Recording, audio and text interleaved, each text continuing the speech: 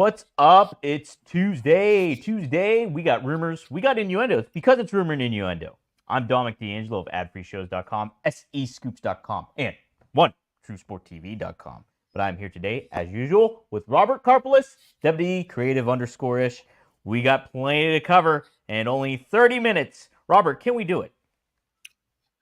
Of course we can. We can definitely fit it in, and no, that's not going to be a Blue Chew read this early in the show. But thanks everyone joining us here today. We'll say hi to EEE, who just says hello. Hello. Sure. Donnie Disco, good day, R&I, no yeet. Dre Owens, Dre is Intercontinental Champion equals no yeet. Noticing a theme here. Alt J, good morning all. And the wrestling old head R&I, happy Tuesday. Looking forward to a hot show, as hot as the Tribal Cheeks Rikishi. No doubt is that Jay's IC title reign has come to an end. So I guess we kind of know what happened at the end of Raw last night, Dom. Yes, some stuff went down. Bloodline got involved. Dynamite. Just you paint a picture with words, Dom. It's like I'm there. I really want to set the tone for everything today, and I think I did it just right there. Well, it's a 2-hour Raw. I'm getting used to these 2-hour Raws as I just breeze right past whatever's going on Dom's side of the screen. He's having a morning, and we're okay with that. We're supporting. We're an inclusive community here. Aw, thanks. As you're dressed like the Todd from Scrubs with the bandana. I am like the Todd. You a little bit like the Todd, like not as creepy, but like we're like it's inches. The big story before Raw, obviously, was the surprise departure of Samantha Irvin, who decided to do that after we recorded our show yesterday. So we did not get a chance to properly discuss that, Mr. D'Angelo. Yeah, how dare she do that and not set us up for a good show, Monday show, to add to her departure and give her. But hey, today we can do that. Wow, that sentence just went 4 different. I am a bit of a mess today. It's all right. We're gonna be fine. It could be worse. Yeah. You could be Lillian Garcia. Oh my. Yeah. Well, let's talk about that. We'll start it off. Yeah. Samantha Irvin makes the announcement that she will be leaving WWE. She thanks them for her time and really very nice send off for her that she gave on social media. And she got plenty of positive feedback for her efforts and what she did and her contributions as an announcer for WWE, and lots of universal feedback and positive stuff for her. So congrats to her. Earlier reports or rumors in Innuendo are that she might be taking Bruce Buffer's role in UFC, but she did make clarification that she made this. She let WWE know about this exit months in advance, so this was planned for her. And wow, pretty wild, I would say, that she's leaving, considering all the praise that she's been getting. But she's got bigger plans, it seems like, Robert. Yeah, it was definitely surprising, given that we're on the precipice of this new Netflix deal, and I would say almost universally praised for her on-screen work. I think that when Ricochet, her partner, left to go to AEW, there were some people that started a ticking clock. Ricochet himself tweeted out yesterday, "No, she's not going to AEW. Relax." People immediately turned this into tribalism.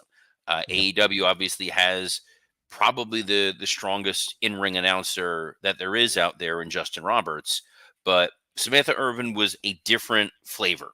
I think that she added her own personality, her own persona to what she brought to the ring announce position. And the most telling thing was her Chelsea Green ring announce was something that people absolutely loved, except for one person. One specific individual did not stand for this ring announce, and he told her she had to stop. And it was the first true sign that Vince no longer had power, because Kevin Dunn was ultimately overruled by Triple H, who said, "Shut up. She's allowed to do that. We like it."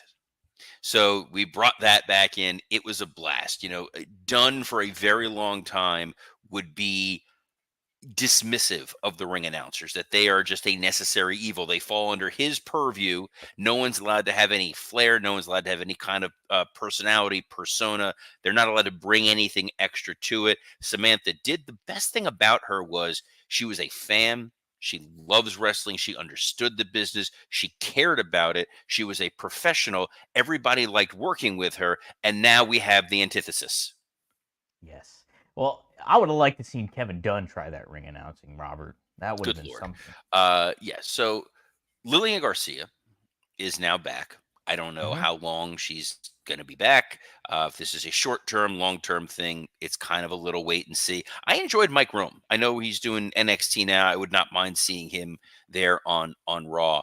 But Lillian Garcia, during her tenure at the WWE, had a bit of a reputation for not being great at being accurate when she would talk. Part of that may be the rumor and innuendo, theoretically, hypothetically, maybe for those who may have worked with her in the past, that she would not go to production meetings, even though everybody else was expected to be there, including announcers, because she thought she was a talent and one of the divas and did not need to be there and be prepared. But fear not, because in the very first ring announce she had, as Alt Jake points out here, she announced that we were getting a #1 containers match. Yeah. Oy. Containers. How would that match work, Robert? You under I'm guessing there's a giant Tupperware bin, and if you put your opponent in there and close the lid, and we hear that burp, that we know that you've won the match. This brings us to our sponsor, Rubbermaid. Wait, no, that's not real No, guys, we're not sponsored by them yet. yet. But yeah, Robert. Yeah, I was not aware of the mistake she would make. To be honest, I thought it's kind of. I think it's a good replacement for Samantha Irvin because it gives you that nostalgia itch for the older fans, and then you can tie it in to be like, oh, Lillian Garcia called Rob Van Dam's name back in the day, and now she's calling Jey Uso's name. So it kind of makes that kind of tie. So I am for this. I don't think you could, to your point, you could bring in somebody like a Mike Rome or anybody like that, but I think this kind of does a little more for the product with it. Ties the new in with the old. I'll be curious to see how this plays out in the days and weeks to come. But we had a 2-hour episode of Monday Night Raw last night, and by Jove, a lot of stuff happened in a 2-hour episode. I'm bringing back your little Sherlock Holmes stuff there. Ooh, yes. Your days is treading the The boards King of Bohemia. as sure. I'm pretty sure that's Shinsuke Nakamura. Isn't that his No, gimmick? Isn't he the King of Bohemia? I don't know, but very The different way than you the one I know played. so quickly, I was like, "Oh crap, maybe I missed something." But yeah, I thought overall, from beginning to end, and we've talked about this on here, and I've talked about this elsewhere, that the most important question to ask when booking a show is why. And there was a why and an answer to every segment on this 2-hour broadcast. All due respect to the lack of the Pure Fusion Collective. I know you people are angry. You're writing in letters, postcards, lighting up the switchboards. You want Pure Fusion Collective. I'm sorry that they were not on this episode of Raw. But in spite of that, still a pretty good 2 hours of TV, Dom. Yeah, it really was. I think so far this was the best 2-hour Raw they've done since this change. And I think, yeah, Way across to the go out board. on a limb. There have been, what, 3? And one of them Has was there? pre-taped.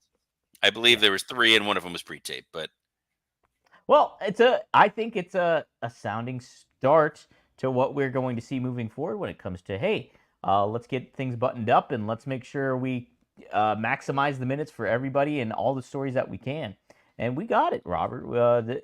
Kicked off with a story going into the play of we see the usual of people walking in the arena and the tone being set by Joe Tessitore. We see Bronson Reed walking, and then bam, all of a sudden in comes Seth Rollins, brawls it out with Bronson, gets pulled apart.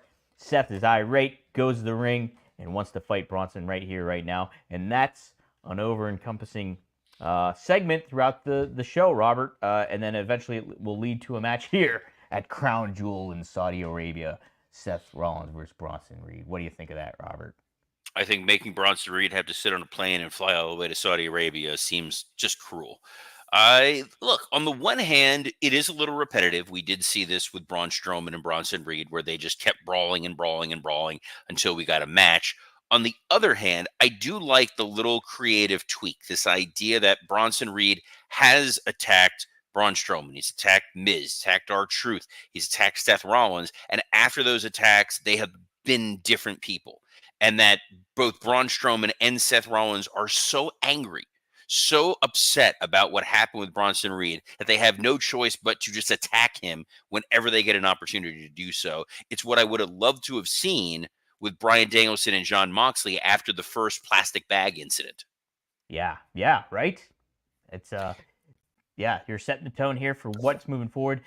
Bronson Reed made his own bed, and then you get this chaos going on with him or surrounding him. So I like it. They did. I like the chaos. It leads to a simple match, and at Crown Jewel, I talked about this a little bit on Something to Sports Entertainment with, which just a reminder, Dom, it's in your inbox if you haven't posted it what's yet. that? What's the name of that show? Dear Lord, dude, Something to Sports Entertainment with, and the Patreon Oh. for Working Stiff.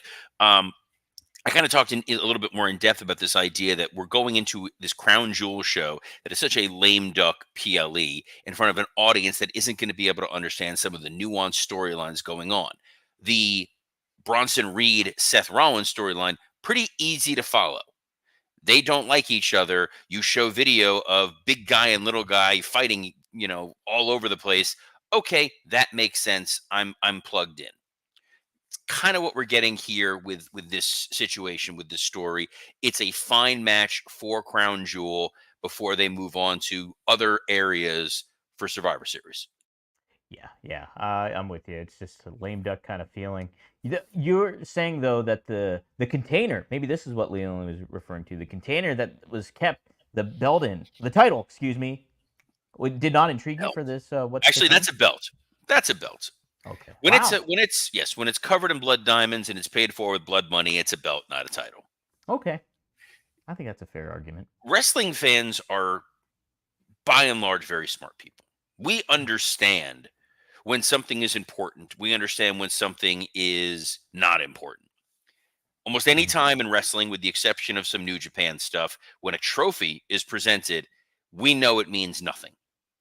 When there is a one-off tournament, we know that it means nothing. For a while, the winner of the Royal Rumble got nothing. Yeah. It was just, you won the Royal Rumble, great. We had a pay-per-view years ago called Bragging Rights, Raw versus SmackDown. It sank like a stone. Fans do not care about inconsequential matches. However, you have to make the Saudi audience think that you care about this big, giant, gaudy belt. And Cody and Gunther are trying their hardest to make us believe that they care about it. Liv Morgan and Nia Jax are trying their hardest to make us believe that they care about it. We don't care how many carats are on a belt. We don't care how big it is. It's the importance of the title that keeps wrestling fans tuning in to watch their respective products. So it's very, very tough to really just we have to hold our nose, suspend our disbelief, and assume that, yeah, these guys really care about who's going to win this big cartoonish looking stupid thing that they keep wheeling out in a briefcase.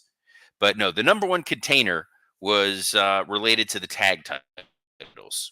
Oh, that's right. Yes, and we've had a contendership match for that. Like Lillian should have said, it was the New Day going up against AOP, and AOP gets the loss courtesy of a little bit of help. And it was a lot of chaos going on with R-Truth was there. Then the Final Testament shows up, obviously, with AOP. You get all those elements coming into play, and then boom, the lights go out. We get Uncle Howdy and the Wyatt Six, the attack. Paul Ellering makes the save on Miz, of all people, and gets a mandible claw for it. Sets the tone. What's to come? We've expected this to kind of happen. Final Testament going up against Wyatt Six. Do you like this, Robert? Do you like how it was all presented and everything? I love this segment. This is why I love a 2-hour episode of Raw. They know that there is limited real estate on TV. We got to get a lot of stuff in. And look at how many things they accomplished in one segment on television. You had You had a number one contenders slot available to try to get to that match next week. We know with New Day, there's been a little bit of tension, but the idea is their 10-year anniversary is coming up. There's a ticking clock. They want to win those tag titles by the time it is the 10-year anniversary to cement themselves as the best team of all time. So they have to win this match to get to the next match to beat Judgment Day to get that title. So there's a building pressure there with them. We know that there is tension between the Final Testament and New Day because of everything that happened with Kofi and Xavier Woods and the new He Who Shall Not Be Named, who is now off on an odyssey somewhere else. Homer? So you have, I hate you. So there's that. There's the Miz showing up.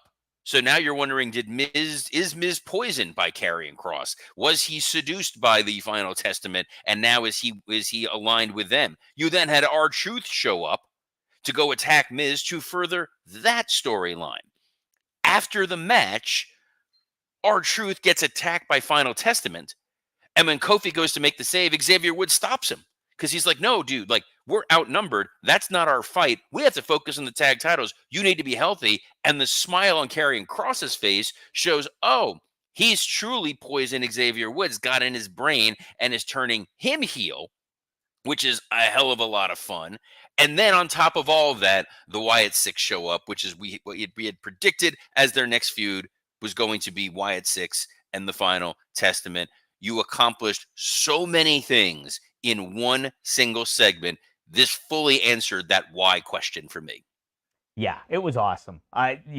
Seeing all those elements coming into play and what R-Truth's role in the matter, from Miz's role in the matter, to like getting everybody involved in like the corruption of Xavier Woods and that leading to more tension moving forward. A lot of foreshadowing going on. This was some really, really great stuff to kick Raw off, I think, Robert. Well told, well told.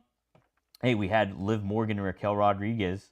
They tagged up to face Damage Control, which ends in a DQ. We had Rhea Ripley getting involved, Dom Mysterio getting involved.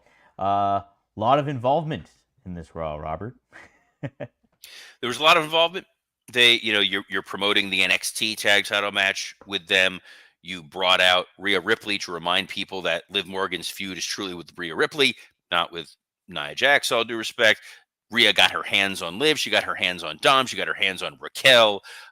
It was an effective segment to push the NXT show tomorrow night, to push Crown Jewel a little bit, and then to push ultimately that we want the Rhea Ripley Liv Morgan rematch once and for all. Yep. Did its job. That's for Good. sure. Great. Love it.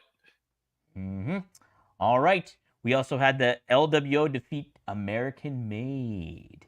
Yeah, I like it. I like the pairing of Rey Mysterio and Dragon Lee. I think that's a good step in positioning for Rey Mysterio. The whole intent with pairing Dragon Lee with him was to get Dragon Lee over, and I think this is a good way to do it, Robert. I don't mind it. I think marrying Rey Mysterio with Dragon Lee and constantly reinforcing that association is good. Rey getting a chance to work with the Creed brothers and help those guys along is always going to be a positive. The Zelina Vega showdown with Ivy Nile signals that we may get an LWO American Made feud at some point coming up. Potentially, we see American Made interfere next week to help take out the LWO. Yeah. Don't hate any of that. So again, it feels like things are happening to advance other stories going forward. At the same time, I'm genuinely worried the WWE is going to get sued by American Gladiators because those are literally just American Gladiator uniforms. Basically, it's like they balance it between Kurt Angle's old outfits and the American Gladiators. And then on top of it, you have a old Hulk Hogan theme name for your faction. So how about that? So there we go. Yeah, but Robert, I not only does all this create some intrigue for these tag teams and factions and what have you, but in turn, it elevates those titles and make them feel like a big deal when you're doing this kind of stuff and creating backstory and context for all this stuff going down. So I like it. And then we had a little bit of what'd you think about the whole Gunther involvement here? Him kind of teasing like saying that Cody brought up his daughter and that's not has anything to do with their match coming up, and he's the one of one while Cody is one of many. Did you like Gunther's involvement on the program? So this was a promo to promote a promo on SmackDown Yeah. to promote this stupid match that nobody cares about. Also, has Gunther never paid attention? Cody's either bringing up his daughter or his dad or his dog. It's the three Daughter, Ds. dad, or dog? It's the 3D. Yes. It was fine. It set up the reminder that Damian Priest is there. He's going to try to regain that title. We would most likely get Damian Priest versus Dominic Mysterio next week in a number one contender match. Further highlighting the point of Crown Jewel doesn't mean anything. We are really just focused on Survivor Series. I don't even know if we're going to get Damian Priest versus Gunther at Survivor Series. That feels like a Raw match, quite frankly. You think so? Yeah. My guess, my hunch, my hunch, if I had a hunch, we're going to see some sort of situation where Damian Priest may find himself feuding with Drew McIntyre, who has been off TV for several weeks, seething and angry and looking to refocus.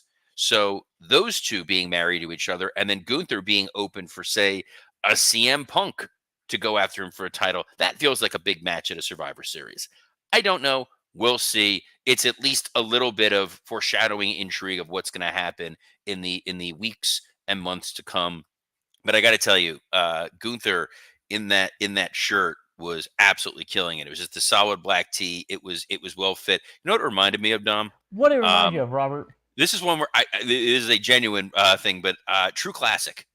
So True Classic is something that I was thrilled. It opened up. They literally opened a physical brick and mortar store, the Town Center Mall in Boca Raton. I went in there to go try on a shirt. I walked out of there with 8 shirts. No These things trash. are incredible. The nice thing about them is the way that they fit. It's a tailored fit shirt, so you can wear them pretty much anywhere, and they're going to look great. I've worn it when I've gone out running or gone to the gym. I've worn it when I've gone out to nice dinners or gone to the theater. It kind of fits literally anywhere. And the nice thing about them is when you find your size, you find your fit, they have a bunch of different shirts, hoodies, jeans, and they sell them in packs. 3, 6, 9 packs. So you can literally outfit your entire wardrobe with one purchase. These are premium products at an incredibly affordable price. Again, this is I'm in Boca Raton, where just saying the name they charge you $30 for it.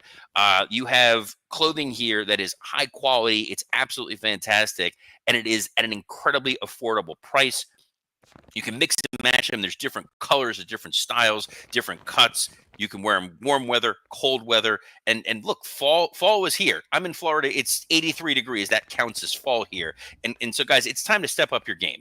Right now, you can unlock huge savings when you bundle packs. Use our link, trueclassic.com/rumor to save. That's trueclassic.com/rumor. Shop now and elevate your wardrobe today. They sent us a whole kit. Dom's got it right there. Mine is sitting behind me. I'm going to crack that thing open later. I'm thrilled that they are a sponsor. I genuinely believe in True Classic Clothing. Dom, you're going to love it. And it has sleeves, so I don't have to sit and stare at your damn arms anymore. No, That really? may be the best part. Yes, there's you can yoke them or no yoke. I would say no yoke. No yoke. Much like no yeet. Much like the main event of Raw. That's much right. like I'm segueing to talk about the main event of Raw. I'm still confused though. Hey, yes, what else is new? We have the main event of Raw. Bron Breakker. He cuts a little promo before the match and then walks right out for his title challenge. And we have it. It's Jey Uso versus Bron Breakker for that Intercontinental Championship. And fun match. Hey, guess who gets involved though? It's the Bloodline, the new Bloodline. Jey Uso wants no part of the help that his little brother is offering, and takes out Tama Tonga, takes out Tonga Loa, and then Bron Breakker incidentally takes out Solo Sikoa. And then we get quite the confrontation on the outside between him and Jacob Fatu. This all ends in chaos. Jacob Fatu gets even more involved by Samoan dropping Jey Uso on the commentary table and ultimately costing him the match and the championship that he's been so proud to hold for so long, for so little of time. So, Robert, what do you think of this closing match, main eventing Intercontinental Championship yet again, and all this involvement, more stories being told? Absolutely love this main event. It was already built as a really strong rematch with Braun Breaker and Jey Uso. This was a course correction to reestablish Braun Breaker as a heel, going in there, going after Jey Uso after he lost the Intercontinental title, which didn't make a lot of sense when it first Hmm. happened. Now everything is clear. Jey Uso got his win. We talked about from SmackDown the idea that Roman Reigns wanted to be proud of what Jey Uso had accomplished. And he even said it on SmackDown, hey, man, I'm proud of what you did. He was the champion. He established himself as a singles star without the Bloodline help. Solo wanting to help, but bringing in those elements that Jey Uso wants nothing to do with. Tama Tonga, Tonga Loa, Jacob Fatu leads to tension. Jey Uso was about to get speared by Braun Breaker. Solo takes the sacrificial hit Yep. to say, like, look, brother, I'm here to help you. And then Jacob Fatu seeing that sacrificial hit is what breaks his brain. And we get a square off between Braun Breaker and Jacob Fatu, which Nick Khan realized, oh man, we are going to make another $1 billion off of this feud when we get to that in probably 2 years' time. Like, they're eating pretty good right now. Jacob Fatu not happy that Jey Uso was not grateful for the sacrifice of his tribal chief. So he takes out Jey Uso. Braun Breaker is the Intercontinental Champion. There's further tension going on with what Jey Uso is going to do with the Bloodline. This show ended feeling like we saw a moment. Absolutely, absolutely. Again, the title gets elevated by being in the main event picture and having all these stories going around it. And then on top of it, too, you create the intrigue of what's Jay's next step. Obviously, he's got incentive to now join up with potentially Roman Reigns and go up against the new bloodline. And then on top of that, too, you tease the elements of Braun Breaker being that guy you can really get behind at some points, too. Even in his promo he cut, he's like, well, where's are my dogs in the crowd or whatever he said too was a little tease to that. And so you're planting those seeds, you're getting a lot of intrigue going on. Like we said at the beginning of the show, Robert, this was a great episode of Raw. I thought it accomplished a lot. I thought this was a great episode of Rumor and Innuendo.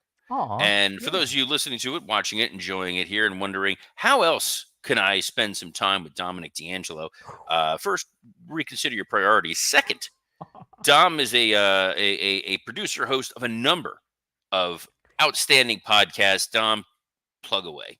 Yes, one of a kind with RVD. That's Rob Van Dam. New episode dropped yesterday, Monday, 4:20 a.m. in the morning for YouTube. If you go to rvdtv.com, or 4:20 p.m. in the afternoon if you go to your podcast feed of choice. Rob, and I talk about Karrion Kross. We talk about plenty of other aspects, wrestler versus superstar. So many cool stories going into that, and what he learned from the Sheik, and what made training under the Sheik made him and Sabu unique in turn. So really intriguing insight on that. So check that out. And this week Ooh, we'll have. good Uh, question here from Alt Jake. Is yeah, RVD going to be on the NXT ECW show coming from the ECW arena? boy, that would be pretty neat, wouldn't it? That'd be pretty damn neat, as RVD would say. Pretty damn neat. So hey, I would not be against that. That's for sure. So yes, so check What a that out. great non-answer. Hey, when you're in wrestling and you're dealing with the politics of all that stuff, you got to give some non-answer sometime. And I'm a journalist. And am I co-opted? You never know, because I gave you a non-answer. So there we go. But Robert, you did something to sports entertainment with. So talk about that a little, will you? Yeah, that's out available right now. I go really in depth on Raw, segment by segment, booking decision by booking decision, long term planning, all of that. So if you like the little slice you got here, you're going to love checking out something to sports entertainment with myself and Scott Chaplin. We'll be recording an episode of Working Stiff that'll be out later this week. We've got a whole archive up there on iTunes, Spotify, and the like, including a number of the wrestling roasts that we've done. We've done well over 100 of them that are up there. They're well worth your time and attention. It is well worth your time and attention to be here live, noon Eastern, every Monday through Friday at noon Eastern, on a plethora of platforms, including the WWE Creative_ish X account, the SE Scoops X account, and on YouTube, on Rumor and Innuendo, ad-free shows, and Working Stiff. So on behalf of the not medically licensed Dominic D'Angelo, I'm Robert Karpolis. Best of luck in your future endeavors. The Dom says, Robert, you're a true classic.